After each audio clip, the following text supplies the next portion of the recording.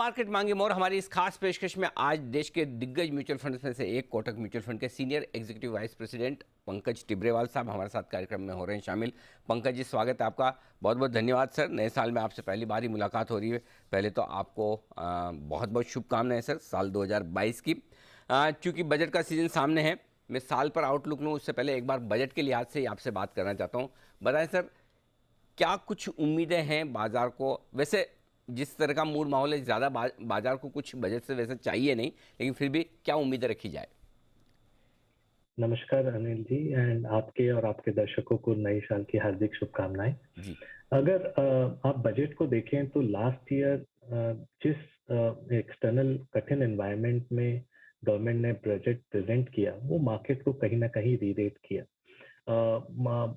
Government ने growth oriented budget पेश किया और आज जब हम अप्रैल से नवंबर के आंकड़े देखते हैं टैक्स कलेक्शन के, तो हमारा अनुमान है कि इस साल पहली बार इतने सालों में गवर्नमेंट करीबन 2 लाख करोड़ से ऊपर की एक्सेस टैक्स कलेक्शन करेगा, टोटल रेवेन्यू रिसीट। और ये हमारे फिस्कल को, जहां लोग क्रिटिक थे कि ये बहुत बढ़ रहा है और आने वाले साल में भी कैसे हम उसे मैनेज करेंगे, कहीं ना कहीं एक कंफर्टेबल पोजीशन में प्लेस कर देता है। इसका पॉजिटिव बेनिफिट क्या है कि अगर आप लास्ट 12-18 महीने में देखें तो इकोनॉमी के कई सारे यू नो पार्ट्स अपने प्री कोविड लेवल के ऊपर आ गए हैं। चाहे वो गवर्नमेंट स्पेंडिंग हो, एग्रीकल्चर हो, ट्रेड हो, टॉप 500 कंपनियों के नतीजे हों, लेकिन जो बॉटम ऑफ द पिरामिड है वो कहीं ना कहीं आज भी इम्पैक्टेड है।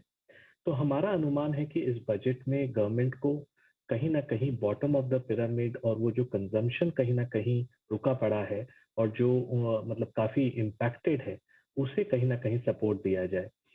फाइनली अगर हम लास्ट 10 सालों में देखें तो कंजम्पशन ने ही हमारे इकोनॉमी को आगे बढ़ाया है।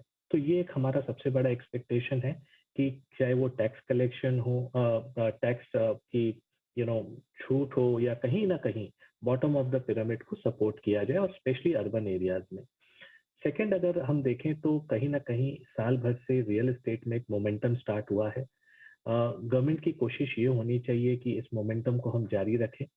ब्याज दर 6.5-6.75 के आसपास आज आपको होम लोन मिल रहा है, और हमें पता है जब एक रियल एस्टेट जैसा हाथी जब चलता है तो 200 इंडस्ट्रीज उसके इर्द गिर्द चलते हैं।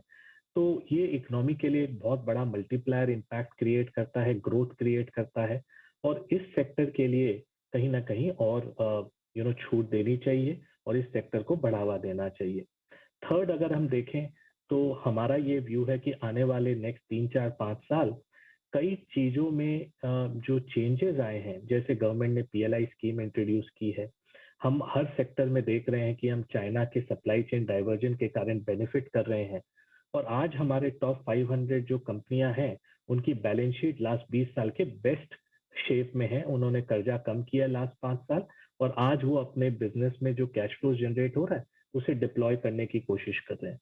गवर्नमेंट का ये प्रयास होना चाहिए कि इस बार जो इन्वेस्टमेंट साइकिल चली है वो रुके नहीं और एक फॉल्स अलार्म नहीं आए, और इस इन्वेस्टमेंट साइकिल को आगे बढ़ाने के लिए उन्हें और कुछ ना कुछ नई out of the box thinking करनी चाहिए। तो अगर ये 3-4 चीज पर हम एड्रेस करें और ग्रोथ ओरिएंटेशन अपनी बरकरार रखें जो हमने 2021 में दिया था, तो मार्केट को काफी अच्छा लगेगा और मार्केट उस बजट को सलामी देगी। ग्रोथ पर फोकस रहे तो बजट होगा अच्छा। ये इस बजट की थीम होनी चाहिए कि किस तरह से वित्त मंत्री कुछ ऐसी घोषणाएं करें या ऐसा पैसा अलग से निकाल कर रखें जो देश में इंफ्रास्ट्रक्चर और ग्रोथ को बढ़ा सकें। बाजार पर व्यू आपसे लेना चाहता हूं सर। शुरुआत तो हमने इस साल की धमाकेदार की थी, ऐसा लगा कि बस सब कुछ ठीक हो गया, जो पुराना सब होना था हो गया, दिसंबर में ख़त्म। लेकिन ये तो अभी तो जनवरी ख़त्म ही नहीं हुआ सर, उससे पहले फिर से वापस से हाल बुरा है। ठीक है, ये छोटे मोटे ऊपर नीचे तो चलते रहेंगे, आप हमेशा कहते भी हैं, लेकिन लॉन्ग टर्म पिक्चर थोड़ा विजन दीजिए 2022 के लिए सर। तो अनिल जी, अगर ये 2022 की खाली बात करें तो ये एक शॉर्ट टर्म लेंस की तरह है, जिसे हमें देखना पड़ेगा कि इस साल में इकोनॉमी किस तरह नेविगेट करती है। 3-4 चीजें हैं। ये साल हमारे हिसाब से एक ट्रांजिशन का साल रहेगा, और ट्रांजिशन से हमारा ये मतलब है कि हम कम ब्याज दर से ज्यादा ब्याज दर की तरफ मूव हो रहे हैं ग्लोबली। ये एक ट्रांजिशन बड़ा है। सेकेंड ट्रांजिशन ये होगा कि हम जो एक्सेस लिक्विडिटी, जो मनी प्रिंटिंग हो रही थी पूरे वर्ल्ड में सेंट्रल बैंकर्स से, उससे एडुकेट लिक्विडिटी की तरफ मूव होंगे इंक्रीमेंटली, और प्रिंटिंग ऑफ मनी कम होगी। और थर्ड अगर हम देखें तो हम अर्ली साइकिल जो क्लासिक बुल मार्केट होता है उसमें से हम मिड साइकिल की तरफ अग्रसर कर रहे हैं। और ये तीनों को मैं एक बाय एक लेना चाहूंगा। पहले मैं लेता हूँ early cycle versus to mid cycle. इसमें क्लासिकली क्या होता है, जब आप होप साइकिल में रहते हो तो पॉजिटिव अर्निंग सरप्राइज आती है और आपका अर्निंग्स मल्टीपल एक्सपैंड करता है, और इसके कारण आपको सबसे ज्यादा रिटर्न बुल मार्केट में एक अर्ली साइकिल और होप साइकिल में मिलता है। लेकिन 18-20 महीने के बाद कोई भी साइकिल अर्ली साइकिल से मिड साइकिल में जाती है, और उसमें एक क्लासिक इंग्रेडिएंट ये रहता है कि आपके मल्टीपल्स एक्सपैंड नहीं होते हैं, और आपकी जो स्टॉक रिटर्न होती है वो आपके अर्निंग्स ग्रोथ को मिरर करती है। तो आने वाला साल हमारे हिसाब से एक बहुत सिलेक्टिव साल रहेगा, और इसमें जैसे लास्ट 20 महीने में हमने हर कंपनियों के शेयर प्राइस को ऊपर जाते देखा, हर आदमी स्ट्रीट पर फंड मैनेजर था, वो कहीं ना कहीं सेपरेशन इस साल दिखेगा हमें लगता है। और ये साल को थोड़ा केयरफुली नेविगेट करना होगा। और मैं हिस्ट्री में काफी बिलीव करता हूँ, अगर वो रिपीट नहीं करे तो राइम तो करती है। अगर आप 2003 से 2008 अनिल जी देखें तो ये एक बहुत ही दिलचस्प बुल मार्केट था। 2003 से 2005 सभी सेक्टर ने पार्टिसिपेट किया जब अर्ली साइकिल थी, और सभी ने इन्वेस्टर्स को अच्छा पैसा बना के दिया। लेकिन 2005 एंड से 2006 स्टार्टिंग से और 2008 तक कई गिना चुने सेक्टर ने पार्टिसिपेट किया मार्केट में, और कहीं ना कहीं कई सेक्टर्स साइड लाइन में थे, चाहे वो एफएमसीजी हो, आईटी हो। हमारे हिसाब से ये कहीं ना कहीं ट्रांजिशन इस बार हो रहा है, जहां हम देख रहे हैं कि कई सिलेक्टिव सेक्टर्स ही आउट परफॉर्म करेंगे। और ये साल और नेक्स्ट 18 महीने को हमारे हिसाब से केयरफुली नेविगेट करना होगा। मार्केट का ब्रेथ कहीं ना कहीं नैरो हो रहा है। सेकेंड चीज अगर हम देखें तो लास्ट 4-5 तिमाही से कॉर्पोरेट इंडिया ने बहुत अच्छा प्रदर्शन किया, सराहनीय प्रदर्शन किया, और पॉजिटिव अर्निंग सरप्राइज देते चले गए। हमारा ये मानना है कि नेक्स्ट 1-2 साल हेडलाइन नंबर ग्रोथ पर काफी स्ट्रांग रहेगी, चाहे वो निफ्टी की कंपनियां हो या ब्रॉडर मार्केट में। लेकिन इंक्रीमेंटल चेंज जो मार्केट जिस पर हमेशा फोकस करता है, वो कहीं ना कहीं अर्निंग्स अपग्रेड साइकिल पॉज होगा। और जब ये पॉज होता है तो मार्केट कहीं ना कहीं साइडवेज और एक रेंज में घूमता है, जो हम देख रहे हैं। और यहाँ से पॉजिटिव अर्निंग्स का अनुमान करना थोड़ा मुश्किल है। तीसरे तिमाही के नतीजे आ रहे हैं, और कई कंपनी में हम देख रहे हैं कि मार्जिन प्रेशर है, चाहे वो कमोडिटी के कारण हो, चाहे वेज इन्फ्लेशन के कारण हो, चाहे मार्केटिंग कॉस्ट के कारण हो। जो चीजें हमने देखी लास्ट ईयर जो मार्जिन को सपोर्ट की थी, वो कहीं ना कहीं एक हेडविंड बन रहा है। तो तिमाही के रिजल्ट हेडलाइन पर अच्छे लगेंगे, लेकिन इंक्रीमेंटल एक्सपेक्टेशन पर हो सकता है खरे ना उतरे, तो कहीं ना कहीं मार्केट एक पॉज लेगा। तीसरी, जो लो ब्याज दर से हम हाई ब्याज दर की तरफ जा रहे हैं, हमने देखा कि महंगाई दर यूएस में 7% है, जो आज तक हमने नहीं देखा। इन अनएम्प्लॉयमेंट रेट 3.5% के आसपास आ रहा है, 3.9 है टू बी प्रिसाइज, और वो वन ऑफ द लोएस्ट की तरफ है। तो वहाँ इकोनॉमी में काफी स्ट्रेंथ है। हमारा डर ये है कि कहीं ना कहीं वहाँ के फेड और ग्लोबल सेंट्रल बैंकर्स महंगाई दर को ओवरशूट ना कर दे अपने ब्याज दर बढ़ा के। और जो मार्केट जून में एक्सपेक्ट कर रही थी यूएस में, अब वो 90% मार्केट ये बोल रही है कि मार्च तक ही ब्याज दर बढ़ा देगा फेड। तो कहीं ना कहीं जो easy money, easy interest rate cycle था, वो हमारे बिहाइंड है, और इसका मार्केट कॉग्निजेंस ले रहा है यूएस में। नास्डैक ऑलरेडी 10% डाउन है इस साल के स्टार्ट से, S&P 6% डाउन है, और ग्लोबली भी हम कहीं ना कहीं टेंशन देख रहे हैं।